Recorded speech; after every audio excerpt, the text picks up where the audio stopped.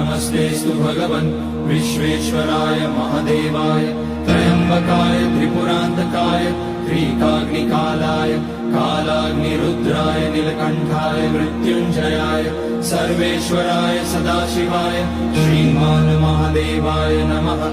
ॐ नमः शम्भवाय च मयोभवाय च नमः शङ्कराय च मयस्कराय च नमः शिवाय च शिवतराय च। ॐ त्र्यम्बकं यजामहे सुगन्धिं पुष्टिवर्धनम् उर्वारुकमिव बन्धनान् मृत्योर्मुक्ष्यमामृतात्। नागेन्द्रहाराय त्रिलोचनाय भस्माकराय महेश्वराय नित्याय शुद्धाय दिगम्बराय तस्मै नकाराय नमः शिवाय। मन्दाकिनी सलिलचन्दन चर्चिताय